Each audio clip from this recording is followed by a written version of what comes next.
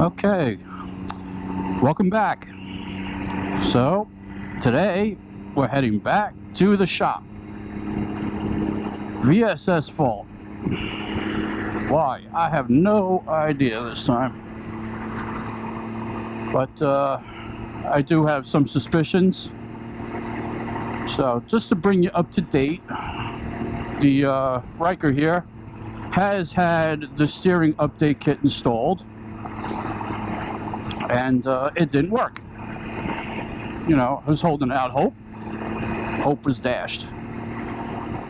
So now I have to drive to the shop on the highway, and I can't go above 55 miles an hour.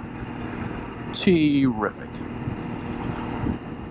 So here's what happened. I had a ride with the motorcycle club out in Jersey, pretty much around where I'm headed right now, and the Ryker handled fine the entire day. Not an issue. On the ride back, had to go through this sweeping left-hand turn, which is right over there. It's, you know, it's that turn right over there, if you could see it. It's from one highway to the other highway. It's just almost like this. It's a sweeping left-hand turn. You could feel the bike starting to shimmy a little bit. And by the time I got to the end of the turn, I get the dreaded beep and the nonsense on my display. Terrific. So got it home, and that was it. I got the same codes, you know, 6.3, and there's another one. Well, Jesus. So right now I'm driving to the shop with the VSS not working. I can't tell you why. So what I'm going to try to do in this video is give you the best layman's explanation of what your VSS actually is.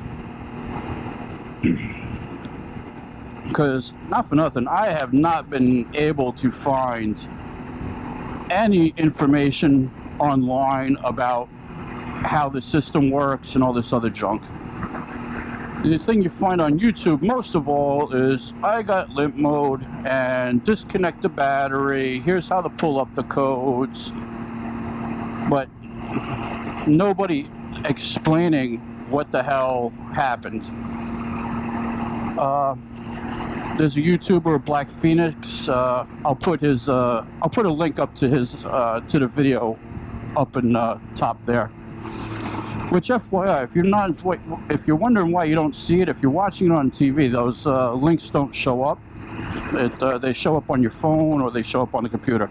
FYI. So he had the same problem, got the limp mode, and take it with a grain of salt, they replaced his steering rate sensor, and that seems to have cleared it up. But unfortunately, these problems are intermittent. Like I said, I took this to the shop. The last time I took this in, the codes had cleared before I even got to the dealer. So there was nothing for him to put on the computer because I have no active codes. You know, and I think that's also a problem with opening up a ticket with BRP for a warranty repair. Keep that in mind. I might be wrong on that, but it is what it is.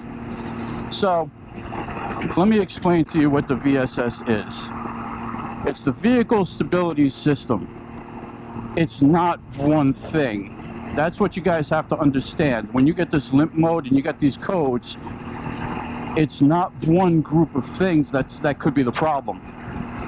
Your VSS from Can AM is a catch-all for three systems working together. It's the traction control, it's the ABS, and it's something called the stability system. Now, these three have their own sensors and they have their own little niches, but they communicate with each other to operate your VSS. So, excuse me, I have to I'm going to try to stay off the highway to keep the codes on the actual computer. All right, where was I? Okay, the 3 systems. Now, all these 3 safety systems use sensors. That shouldn't be a surprise to anybody. So let's talk about the ABS first. It's not that much different than a car. Each wheel, there's 3 of them obviously, they have speed sensors in them. And what the system does is, when it's acting as an ABS, it senses the speed of each wheel. I mean, that makes sense, right? And if you hit the brakes, it tells that there's a different speed in each wheel, and it will, which indicates if it's locked up or whatever, it's losing traction. It's doing its computer thingies. So that will modulate the brakes, allowing you to drive in a semi-straight line. So that's basically, in a nutshell, what that system does. It detects wheel spin, wheel lockup, or it does not wheel spin. That's how the ABS works. It detects your wheels being locked up, and it releases the brake pressure to the offending wheels, and it pulses them out. Your traction control system is the other system. That's the opposite. You hit the gas, not the brake, the wheel spins, you're not moving. So obviously your wheels are doing things that they shouldn't be doing given your inputs. And it will cut the throttle to let you gain traction. And then you have the vehicle stability system, the stability system. What is that? Long story short, I could be wrong. Like I said, do not, like I said, my knowledge is not extensive. But that system takes your input from your ABS, which is your wheel sensors, your traction control sensors, and your steering angle and your yaw rate. It goes into a computer, the thing does some math, and it does what is appropriate. So if you're making a turn, the yaw sensor tells the computer, I think it's like a gyro. In airplane terms, yaw means turn, or angle of turn. The big rudder on the back of the plane. Which way is it pointing, for lack of a better description? And then you have your steering position sensor. What direction are your handlebars in? Then it asks you what the wheels are doing. So if you're on a turn and you have a wheel coming off the ground, it's not going to spin as fast as the other wheel. It's going to take all that information together, and it's going to determine that you're going too fast or you're turning too hard for this turn. I'm going to hit the ABS on the inside tire maybe, or the outside tire and the back tire, and I'm going to cut your throttle, and that's going to drop this wheel back down. In theory, that's how this all works. Now, as you can imagine, you have all these systems trying to talk to each other.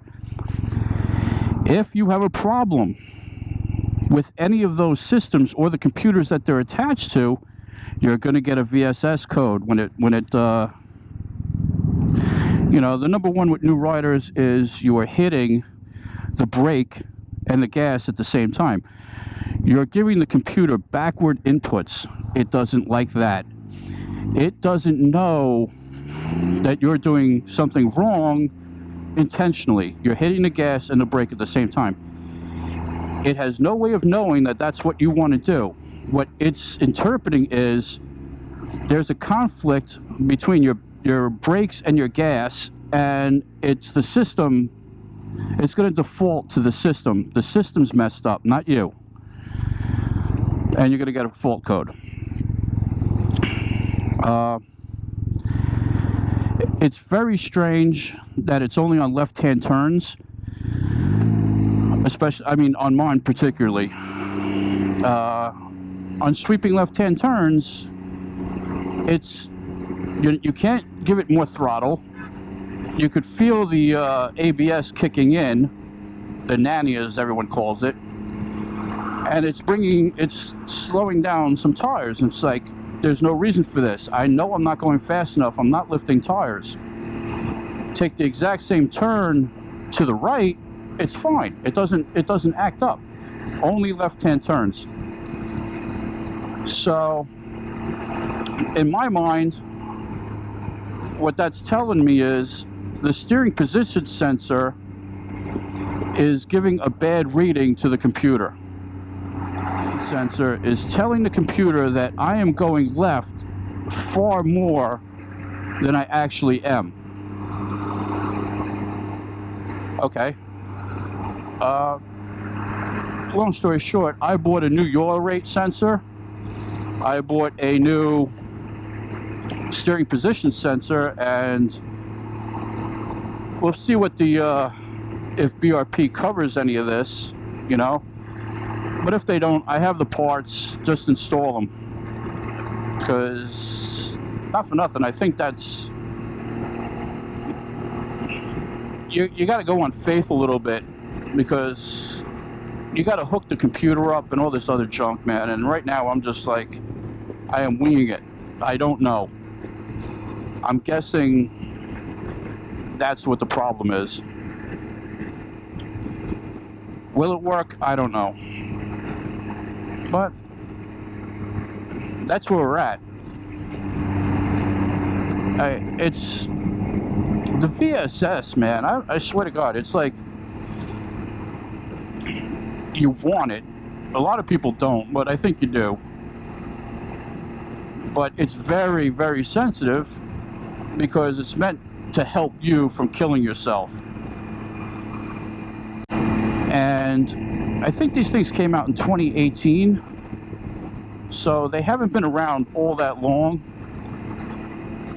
And once they settle on a design and it goes out into the world, not for nothing, that's where the real testing occurs. And then they have different suppliers. They could have got a bunch of sensors from some shithole, and they're all messed up. The design was fine from the manufacturer, or from the design from Can AM, but when they had it sent out to be manufactured in Malaysia or something like that, it got fucking screwed up in the execution.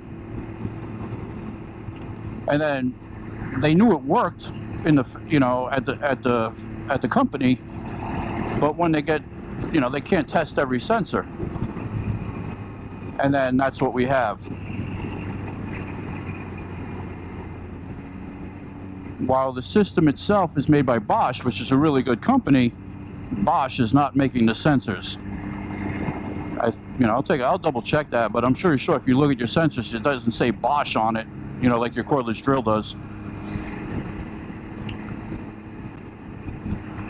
That's my 2 cents. I mean, I'm like, and the stuff I told you, those 3 systems, I took that right out of a Spyder manual. I'm sure it's in the Ryker too, but I didn't have it on hand. You know, give Can AM credit, or Rotax. Mechanically, I haven't heard too many issues mechanically. I don't want to jinx myself either. It's electronic. The nice thing about electronic stuff is you can always change the software. You can change the sensors. You should be good. And for the most part, the electronics are externally mounted. So it's not like you have to fix some defect deep in the middle of your engine and have to tear the whole thing out just to get to this stupid thing.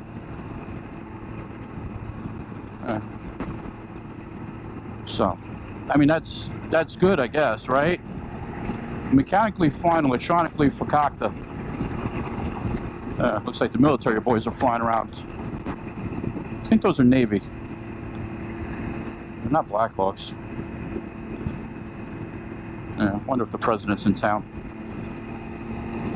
So, yep, I'm gonna try not to stammer.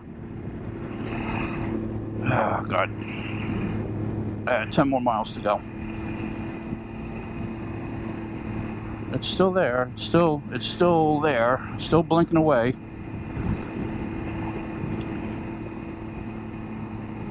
You know, every time I take this thing in, I'm hoping that this is the fix.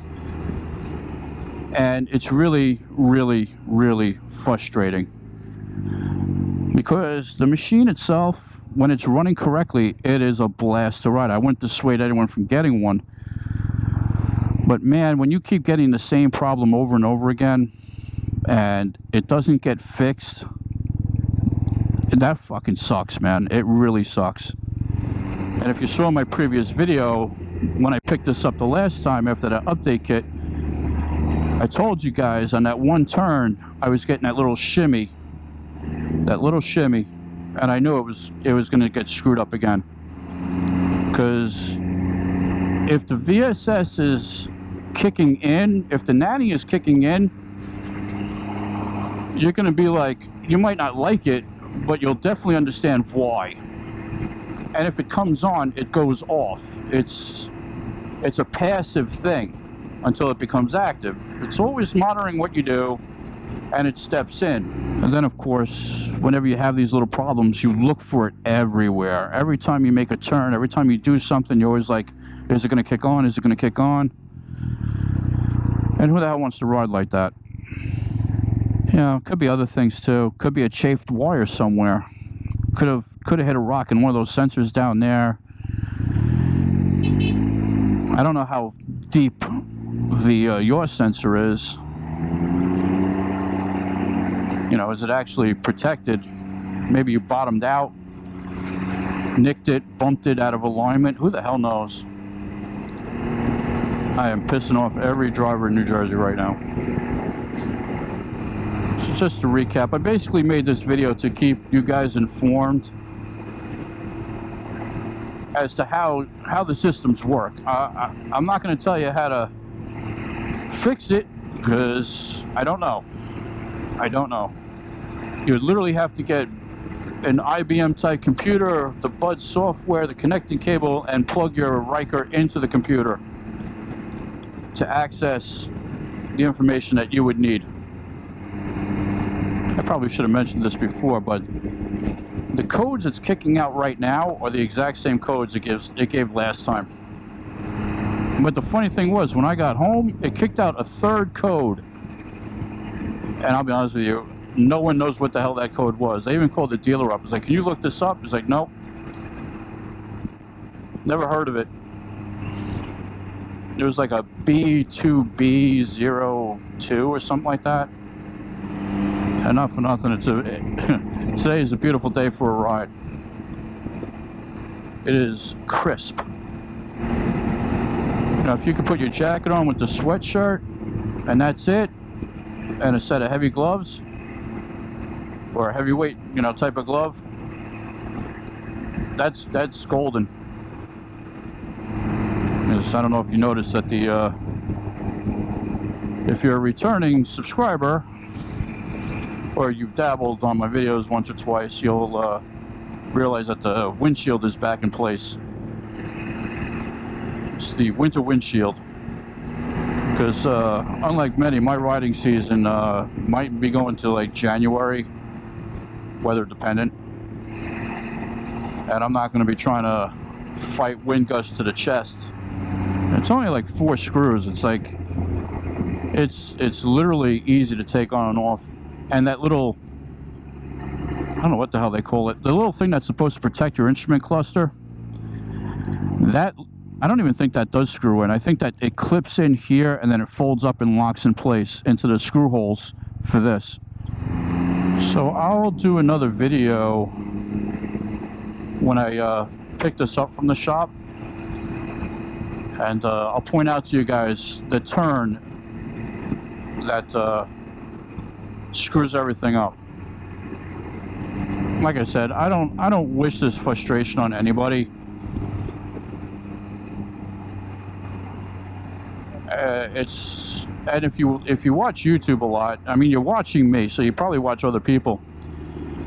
This is the type of thing that makes people sell their Rykers, because it doesn't get fixed. All right, we're here. Sport bikes. Nope, too old for sport bikes.